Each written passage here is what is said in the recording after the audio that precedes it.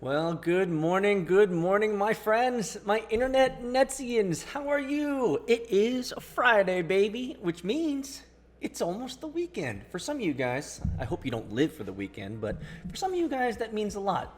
I know it means a lot for me because if you follow me on that IG, you know that this weekend I'm going to be out at the racetrack again, like I always am, guys.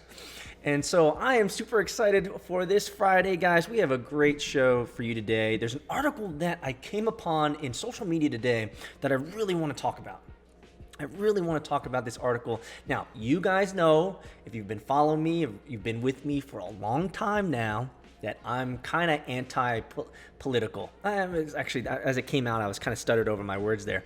I wouldn't say that I'm anti-political. I'm just ambivalent to it. It just, in many ways, and I'll probably get in trouble for saying this anyway, but in many ways, politics has rarely, if ever, improved my life.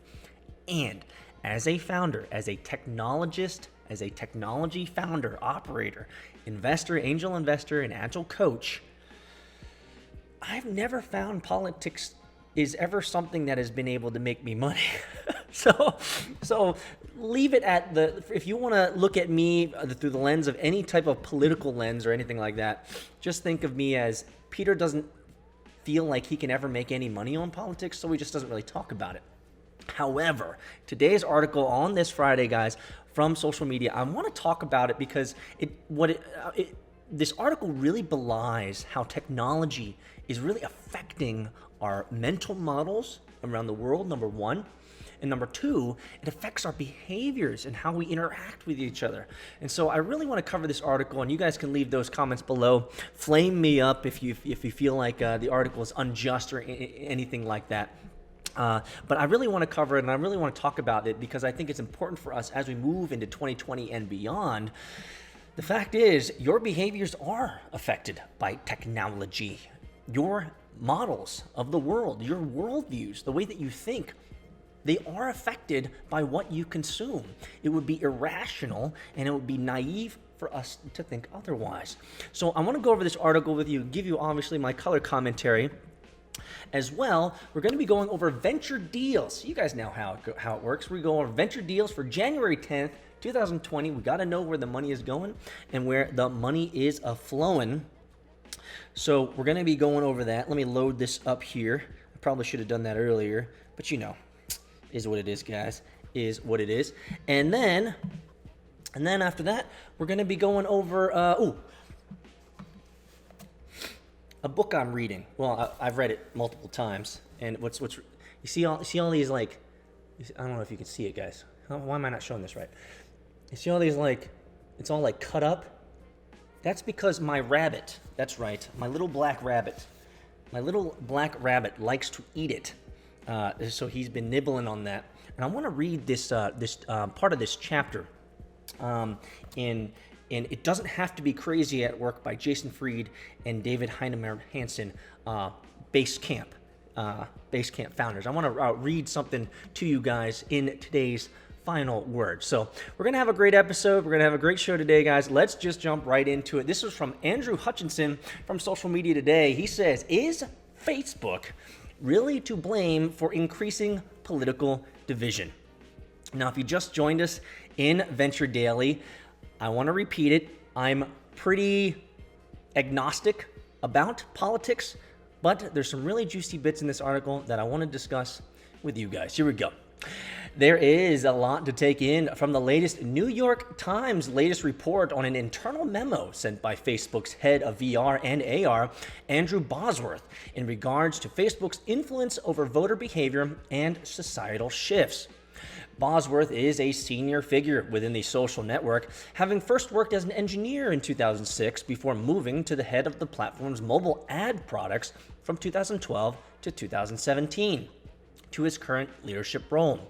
As such, Boz has had a front row seat to see the company's rise, and in particular, given his position at the time, to see how Facebook ads influenced or didn't the 2016 U.S. presidential election. I will first and foremost say that I have no idea, no data, and no proof of any of this stuff being true. But The idea here is for us to think about how technology is affecting us, guys. That's what I want you to think about in today's episode.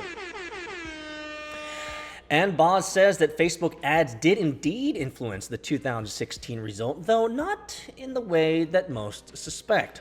In summary, here are some of the key points which Bosworth addresses in his long post, which he has since published on his Facebook profile, and his stance on each. Number 1, Russian interference in the 2016 election. I mean, did we not see that on the news 24/7 all the time? Here's the answer. Bosworth says that this happened, but the Russian troll farms had no major impact on the final election result. Nope. Sorry, guys, for all those that were hanging their hats on that issue. Number 2, political misinformation. Bosworth says that most misinformation in the 2016 campaign came from people with no political interest whatsoever. Probably people like me, who are seeking to drive traffic to an ad-laden website by creating fake headlines and did so to make money. Clearly, I am in the wrong. You can make money in politics as long as you're spreading misinformation.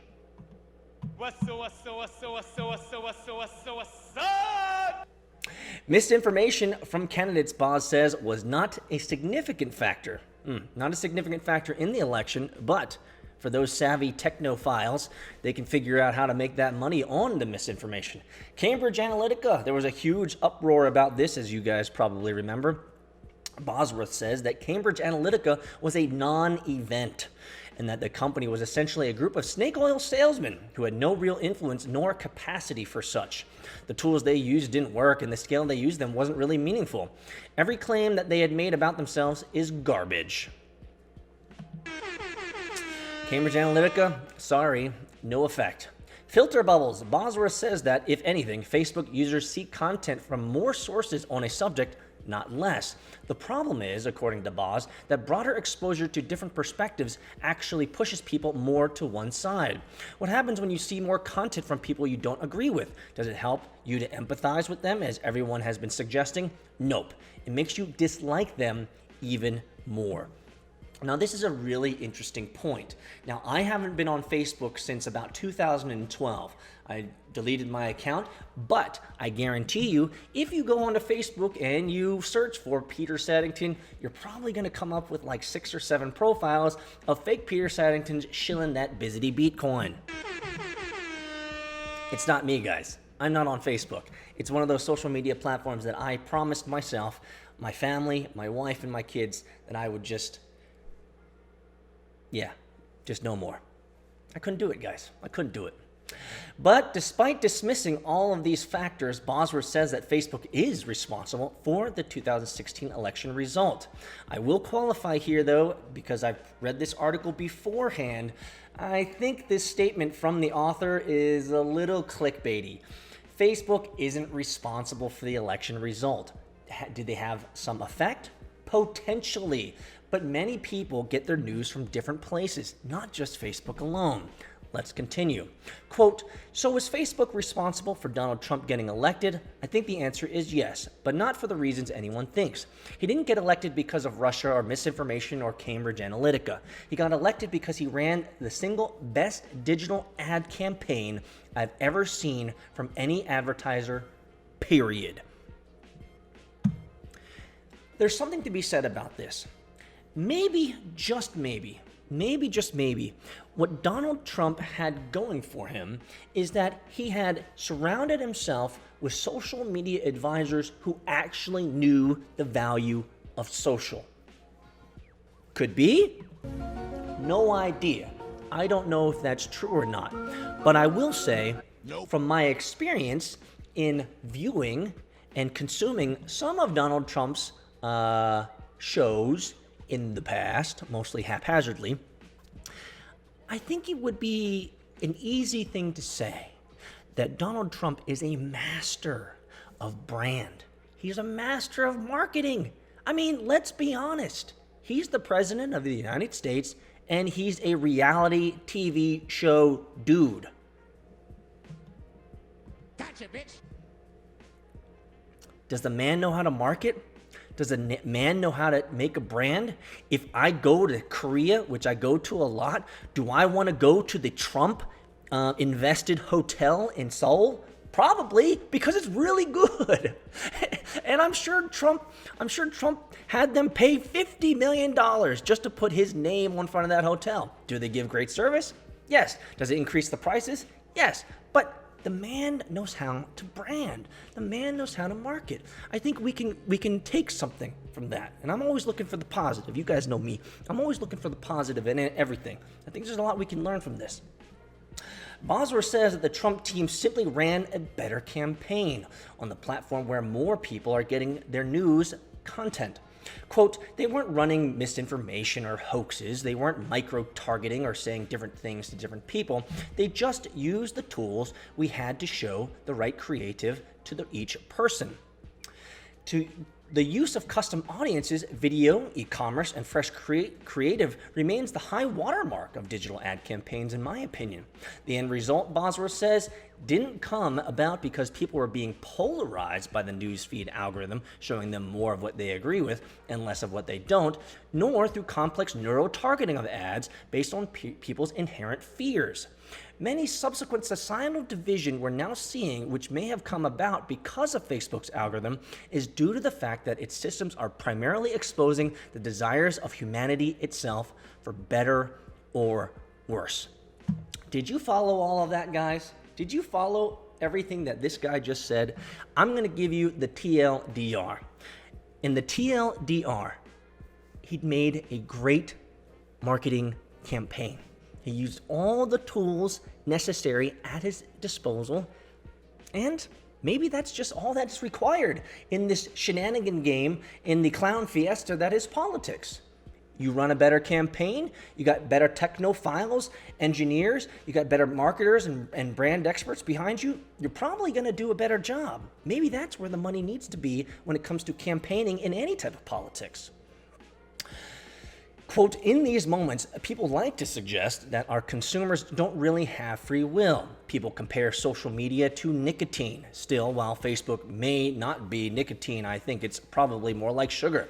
Sugar is delicious, and for most of us, there is a special place for it in our lives. But like all things, it benefits from moderation. I will tell you, and go out on a limb, not a limb, but go out and just being radically transparent with my audience. I don't eat a lot of sugar. I don't consume anything from Facebook either. Maybe that makes me a better person.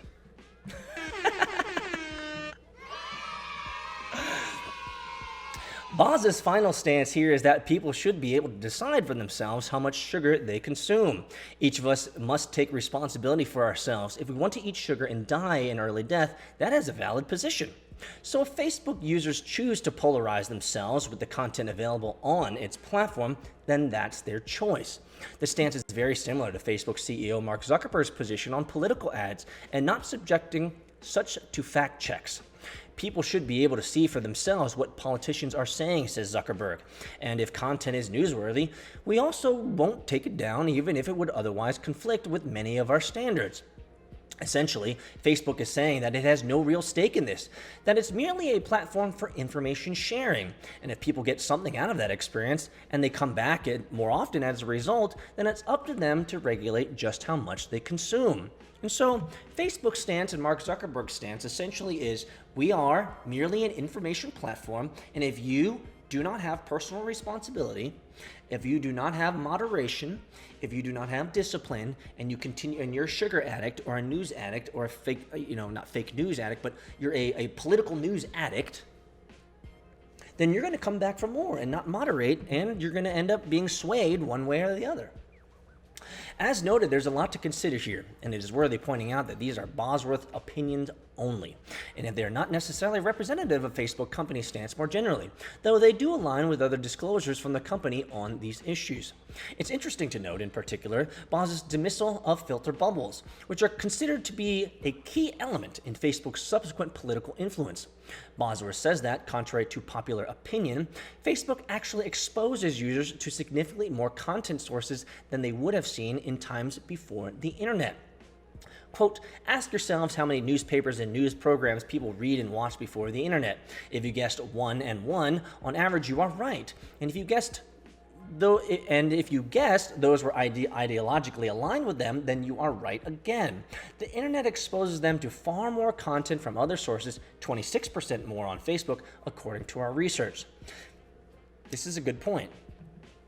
In today's world, we are far more inundated with more inputs into our system, more inputs into our brain than ever before. So it is a fair statement to say that more people have more access to varied information outlets and varied points of view. I think that's a fair statement to say. Facebook's COO, Sheryl Sandberg, quoted this same research in October last year, noting more specifically that 26% of the news which Facebook users see in there represents another point of view. So the understanding that Facebook is able to radicalize users by aligning their feed with their established views is flawed, at least according to this insight. But then again, providing more sources surely also enables users to pick and choose the publishers and pages that they agree with and subsequently follow, which must eventually influence their opinion through a constant stream of content from larger set of politically aligned pages, reinforcing their perspective. In fact, the finding seems majorly flawed. Facebook's news feed doesn't show you a random assortment of content from different sources. It shows you posts from pages that you follow, along with content shared by your connections. If you're connected to people who post things that you don't like or disagree with, well, what do? You mute them or you remove them as connections. In the same sense, it seems impossible that Facebook could be exposing all of its users to a more balanced view of each subject, based on a broader variety of inputs. But then again, you are likely to see content from a generally broader mix of other pages in your feed, based on what friends have liked and shared. If Facebook is using that as a proxy, then it seems logical that you would see content from a wider range of different pages. But few of them would likely align with political movements. It may also be, as it is with most social platforms, that a small number of users have outsized influence over such trends. So while on average, more people might see a broader variety of content overall, the few active users who are sharing certain perspectives could have more sway overall. It's hard to draw any significant conclusions without the internal research, but it feels like that can't be correct, that users can't be exposed to more perspectives on a platform which enables you so easily to block other perspectives out and to follow pages which reinforce your stance. That still seems to be the biggest issue, but Facebook users can pick and choose what they want to believe and to build their own ecosystem around that. A level of responsibility, of course, also comes back to the publishers who are sharing the most divisive, biased, and partisan perspectives. But they're arguably doing so because they know that it will spark debate, because it'll spark comments and shares that lead to further distribution of their post, gaining them even more site traffic. Because Facebook, via its algorithm, has made such engagement a key measure in generating maximum reach through its network. Could Facebook really have that level of influence over publisher decisions? This is a lot to unpack here. There's a lot to unpack here, so I'm going to give you my TLDR. Essentially, what this author is saying is that there isn't enough information, or at least we don't have access to all the information and the real data behind how Facebook's algorithm works.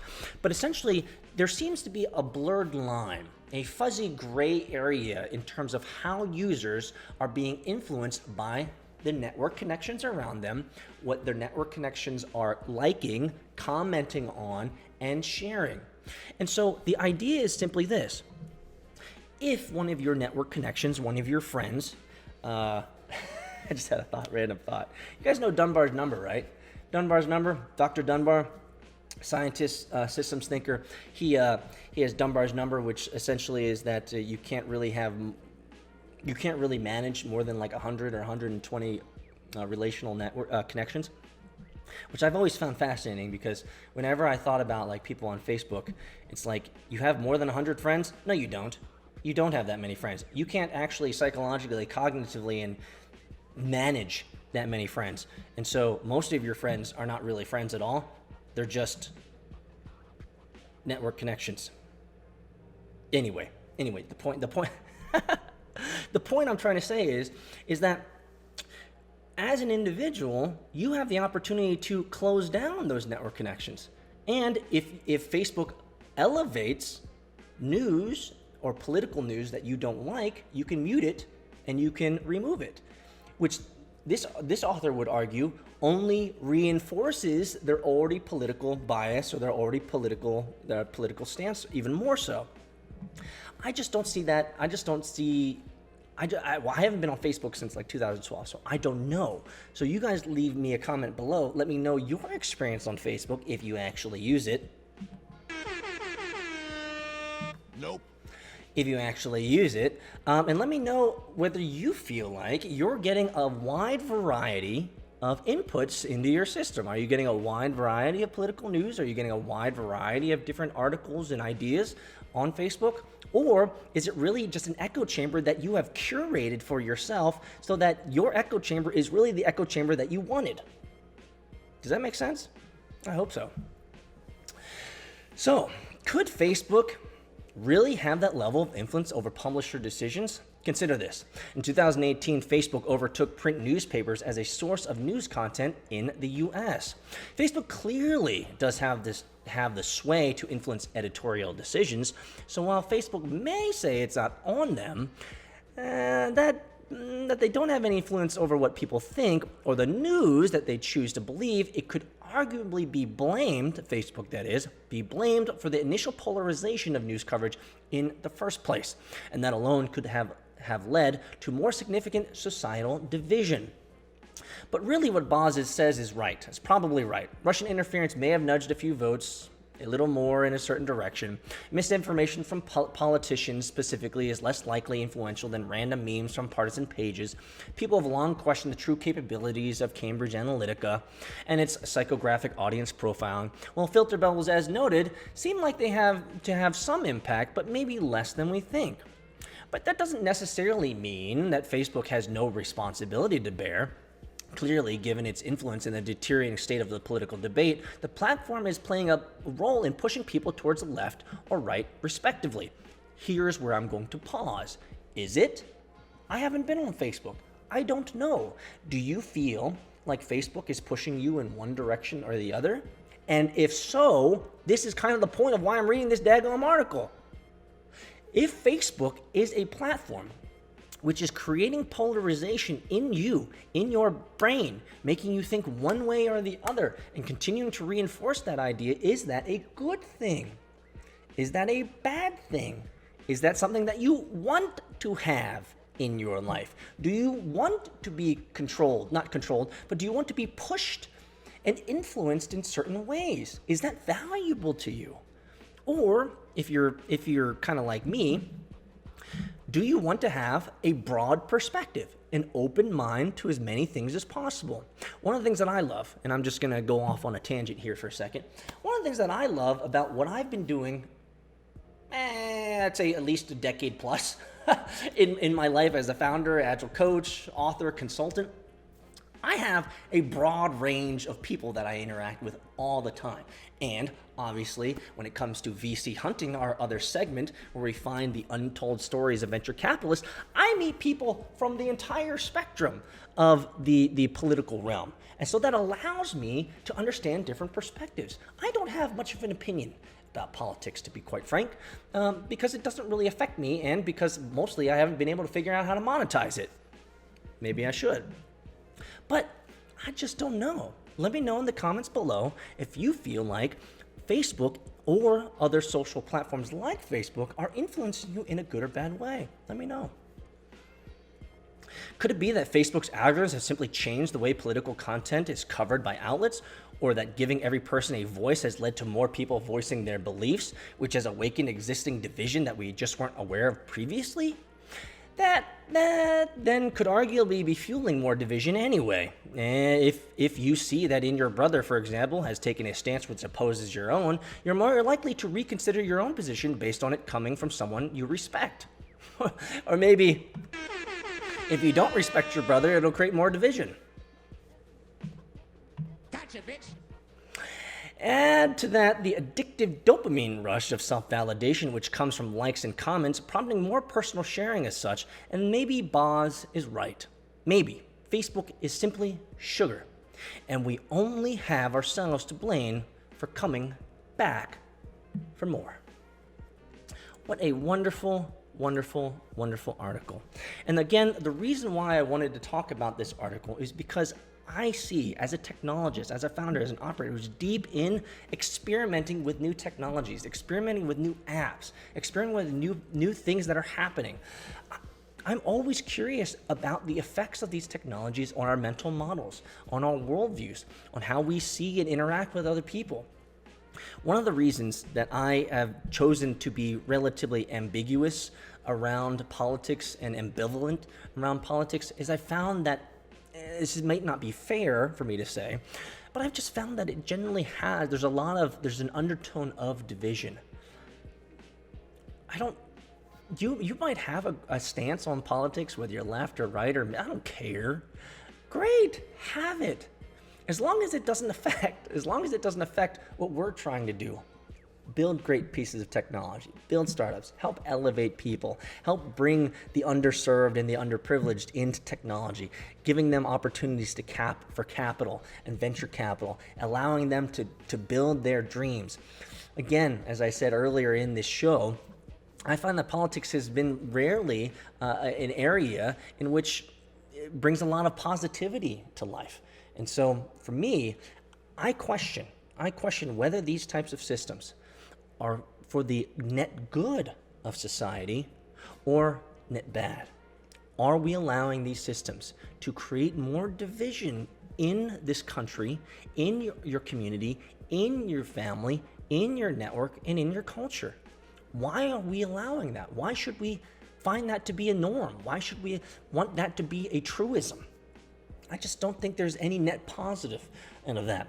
So let me know your thoughts in the comments below, or if you're a daily subscriber to the Daily Hunt newsletter, reply and let me know what your thoughts are. Do you feel like these types of platforms like Facebook are creating even more division among people? And if so, then let me know why. Why do you continue to allow that to affect you? Because for me, that just seems like a time bandit. It seems like a wasted time. It pulls me away from what I really need to be doing, is grinding out great work, building and serving others, and hopefully making something that'll last. That legacy, guys. I hope this was helpful. I enjoyed reading this. I enjoyed reading this article. Maybe sometimes my ideas around the world and wanting to help people, I just don't like division, man. I'm not into that. So, a word from our sponsor, guys. True startup story, guys. You got it. Your company just got seed round financed. Congratulations. You're going to the moon. But now you have to scale. You found great talent out in California, New York, Georgia, and even Eastern Europe. So what communications platform will you be using to ensure your international team is always aligned? Well, the answer is easy. Slack.com for Teams. We've used Slack for all of our previous startups, and they've supported us in tremendous ways. And we want to give them a thanks today for supporting vchunting.com. Did you also know that Slack is a great tool for personal use? Yeah, I use my own personal Slack channel to drop in documents, notes, to-dos, and follow-ups to ensure that my workflow throughout the day is right on course. I promise you, if you try out slack.com for personal use, you'll end up using it for your team as well. Go to slack.com to check it out. Welcome back to Venture Daily, the #1 fastest growing daily news show in venture media. Man, I was actually really encouraged the other day. And one of the reasons why I was encouraged is because someone actually said that. Someone actually said that to me. Someone actually said, hey, and I'll give you the context real quick. Someone said to me the other day, they texted me, and they said, hey, I saw your stuff in Chickadee, China, man. I was like, bro, that's because we're syndicating to China, we're syndicating to Singapore, we're syndicating to Japan, well, soon to be Japan and Korea. We're syndicating all over the world. We're globally expanding, and we're making sure that the next generation of founders, operators, and venture capitalists are getting the news that they can use so they can get in this startup game and entrepreneurship game. Booyah! I love it, man. I love it. So thanks and welcome back, guys. Make sure that you follow me on that tweeters at Agile Peter. I'm always dropping stuff about what I'm doing. I had some great Ooh, by the way, if you own a Jeep, you just kind of, and there's not enough space, You just kind of have to do this sometimes. That was great. I love having the opportunity to do these types of things. I had some great conversations this week. Obviously, I had a great conversation with my man, Tim Draper, who I've met before. I don't think he actually remembered that we met before. We met in person up in New York City at a cryptocurrency conference a couple years back. But it was great to talk with him. I also talked with my man, Frederick Gross. Had a great conversation with him from Storm Ventures. I can't wait to drop the interview with Frederick in the next couple weeks, and the interview with Tim Draper in the next couple weeks. So make sure to follow me on Agile Peter on that tweeters. Also, guys, I always have to say it. VC Hunting, man, the Daily Hunt, daily newsletter, pumping it out every night. About 7 to 9 o'clock every night, we're pumping it out, making sure that you have news that you can use. Let's move on to the venture deals for January 10th, 2020, guys. We always want to know where the money is going and where the money is flowing. We're the only daily venture news content creator that talks about venture deals every day. This should be like a thing, my guys. This should be like a thing, guys, you know? OPay, a Nigeria-based mobile payment startup, raised $120 million in Series B funding. Investors include Meituan Danping, Dragon Ball Capital, and Gaoran Capital. Now, what's so interesting is that we have seen over the last decade more and more Chinese investors going into Africa. And here you go, Nigeria and Chinese investors. Makes sense, guys. Cha-ching. Good on ya. Good on ya. Blue Vine, a Redwood City, California-based provider of small business banking, raised $102.5 million in Series F funding. Ion Crossover Partners led the round. $102.5 million in Series F funding? Have they not launched yet? Can they get their shit together? Sorry, guys. Gotcha, bitch. Smart News Inc., a Japan-based news discovery app, raised $92 million in Series E funding at $1.2 billion valuation. Japan Post Capital Co. and ACA Investments led the round. Wow, Series E and F? Have these guys not found product market fit yet? I know. I'm giving them ish, guys. I'm giving them ish. Nuvia, a Santa Clara, California-based silicon design company, raised $53 million in Series A funding. Capricorn Investment Group led the round. Bungalow, a San Francisco-based co-living company, raised $32 million in Series B funding. Founders Fund and Co2 co-led the round. Congratulations. Aerospike Inc., the global leader in next-generation real-time NoSQL data solutions, raised $32 million in Series D funding. Triangle Peak Partners led the round. Bison Trails, a Brooklyn-based provider of secure infrastructure for multiple blockchain. Woo! That blockchain networks, guys. Raised $25.5 million in Series A funding. Blockchain Capital led the round. Congratulations, Bison Trails. I want to see what this is all about because you caught my attention, bro. So let's see what Bison Trails is. Pioneering blockchain infrastructure. Bison Trails is the easiest way to run a secure infrastructure on multiple blockchains. I think I'm going to check this out, my friends. I'm going to keep that up. Eden, a San Francisco-based workplace management platform, raised $25 million in Series B funding. Reshape led the round. Congratulations.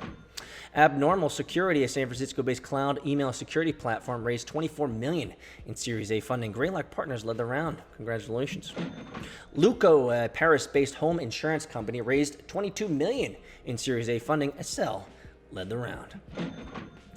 Wave, with a WAYVE, a UK developer of artificial intelligence that teaches cars to drive autonomously using reinforcement learning, raised $20 million in Series A funding. Did you guys hear about the CES? I'm sure you guys heard about CES. Did you see the Sony electric car?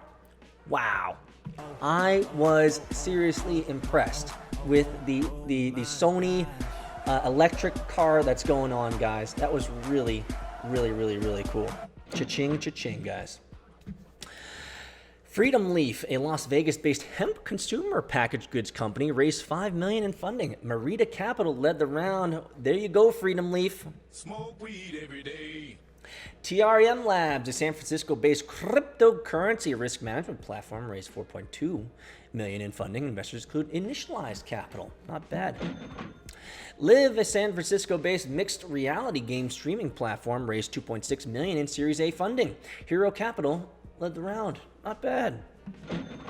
Bolt, a San Francisco-based electric bike delivery company. Are those still legit? I thought all the electric bikes were all going under. Raised $2.5 million in seed funding. Manev Mobility led the round and was joined by investors including Contrarian Ventures. Ooh, that's not gonna. I won't say anything. I'll leave it there. You guys, sometimes you have no idea what goes on in my head, and it's a good thing that you don't know what's going on in my head. Charlie AI, a Canada-based AI-powered workflow automation engine company, raised $1.6 million in seed funding. Investors include BDC Capital and Yaletown Venture Partners. There you go, guys. Those are your venture deals for January 10th, 2020. Right before we finish off this week, we love knowing where the money is going and where the money is flowing. Did you know that there's even more value than just audio or video? Follow us on Twitter, Instagram, TikTok at VC Hunting, and make sure to sign up for the VC Hunting newsletter, where you'll be able to get weekly news on venture capital, startups, founder stories, and the occasional wisdom extracted from Peter's brain. Go to vchunting.com to sign up. And now back to the episode.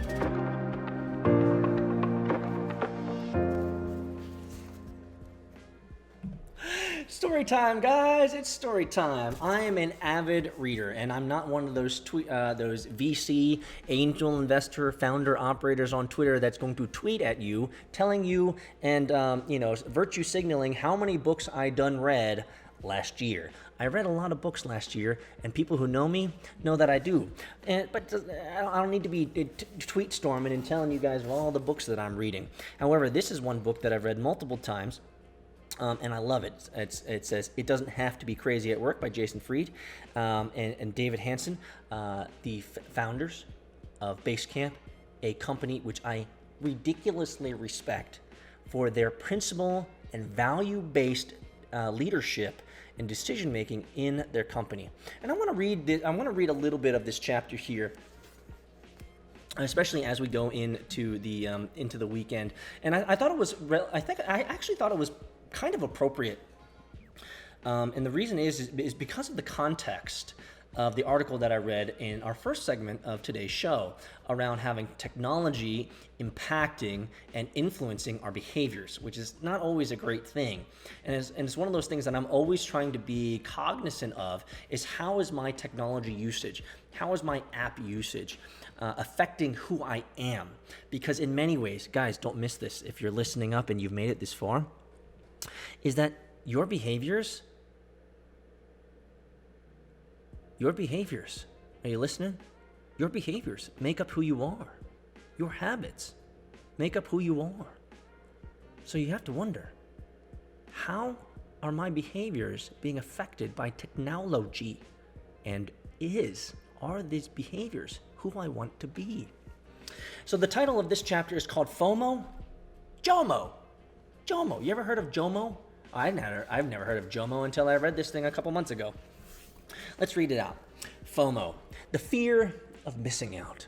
It's an affliction that drives obsessive tracking of Twitter feeds. I've been there. Recovering social media addict, guys. Recovering social media addict, okay?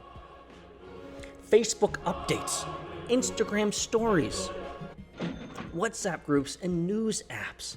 It's not uncommon for people to pick up their phones dozens of times a day when some push notification makes a buzz. Because what if it was something super important? What if it was something super important? It just about never is. And one of the things that I've done is I've removed all push notifications from my phone. I just don't like being pushed anything, guys. And it's no longer contained to social media. It's seeping into work as well. So this is where you start listening. If you're in work, don't let work be like social media. If an email wasn't bad enough to cultivating FOMO, or the fear of missing out, we now have a new generation of real-time tools like chat to stoke it, like Slack. Obviously, one of our partners here. Yet another thing that asks for your conscious, partial attention all day on the premise that you can't miss out. He says, and we try not to say too much bad language here, guys, but I'm just gonna read it for what it is. He says, fuck that. People should be missing out. People should be missing out. Most people should miss out on most things most of the time. That's why we try to encourage at base camp JOMO, or the joy of missing out. It's JOMO that lets you turn off the fire hose of information, chatter, and interruptions to actually get the right shit done. It's JOMO that lets you catch up on what happened today as a single summary email tomorrow morning rather than a drip, drip, drip, drip feed throughout the day. JOMO, baby. JOMO. Because there's absolutely no reason everyone needs to attempt to know everything that's going on in our company, and especially not in real time. If it's important, you'll find out. And most of it isn't. Most of the day-to-day work inside a company's walls is mundane. And that's a beautiful thing. It's work. It's not news. I'm going to repeat that, guys. It's work. It's not news. We must all stop treating every little fucking thing that happens at work like it's on a breaking news ticker. And that's all I'm going to read from this chapter on FOMO and JOMO. I hope that you guys have a wonderful weekend this weekend. A wonderful weekend. Turn off the phones. Retrain your behaviors. Don't allow FOMO to get sucked into your life. You don't need to know everything, and frankly, none of it really is all that important. Be present. If you got a girlfriend, a boyfriend, be present with them. You're single and you're lonely. I don't have an answer for you. Read. If you guys, I'm sorry, guys.